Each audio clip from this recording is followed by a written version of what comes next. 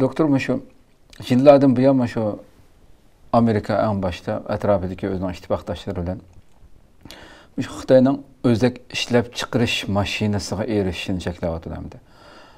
Bütün kuch bilan chunki şu erishmasin şu texnikaga deb. Özek ishlab chiqarish mashinasiga yana bir özek ketadigan masala ekan hamda. Ishlab chiqaradigan mashinaga. Bu özek qandaq özek ki buni kim ishlab chiqaryapti mesela siz abaytilgan Gollandiyadagi shirkat ishlab chiqaramdi. Uning kendidan Amerika şu özek ishlab chiqarish uskunalariniki Xitoyga ketib qolishini to'sish uchun mesela Gollandiyani yana oldi, Yaponiyani oldi.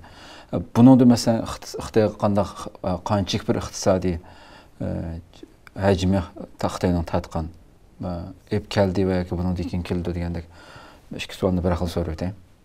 Xitoyga keladigan ziyinga kelgan vaqtida hamda uning qanchalik ziyon bo'lganligiga aniq bir hisob qilish tez, ammo Huawei'ga 2017-18 atrofida bu embargoni yurgizgandan keyin 2019-yildagi tatqan ziyini xatolashmasam 30 milyard mı 60 milyard mı şu derecede ziyan tatqan. Endi bu davlatlarning hammasining birlashib Xitoyga texnikani chiqarishni cheklashi masalan 2022-yili Bayden hukumati o'zak va ilm fan qonun deydigan o'xshash bir qonunni ijro qilib shu Tayvandagi TSMC shirkatiga o'xshash o'zining ittifoqdoshlarining yoki Amerikaning muhim shirkatlarininki Xitoyga muhim texnikalarni sotishni cheklash nimasini o'tirib qo'ygandan keyin endi bu Xitoyga albatta ziyon qiladi bu.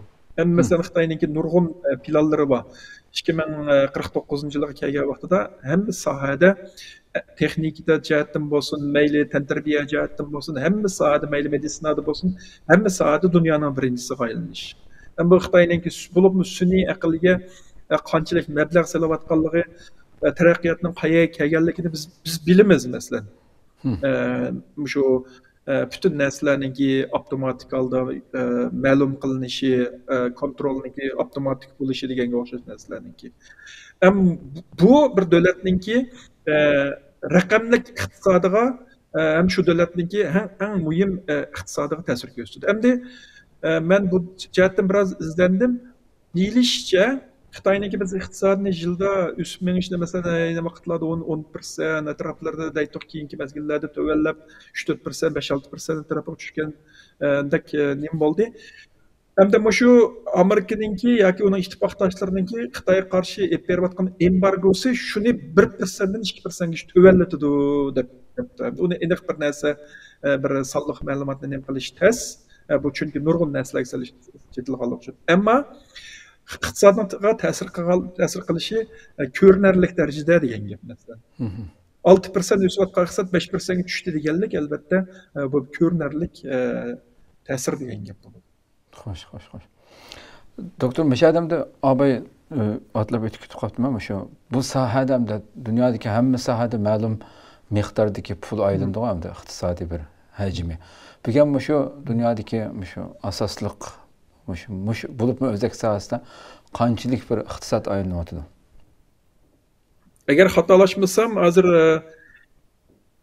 5-600 milyondan halqib, masalan, shu yana bir oldimizdagi 5-6 yilning ichida bir 5-600 milyarddan 1 trillion yo'linishiga qarab ketyapti deb qarasak bo'ldi. Masalan, shu o'zak texnikasining atrofida bo'layotgan iqtisodiy kuchni odatda shu 1 trillion yo'linishiga qarab ketayotgan iqtisodiy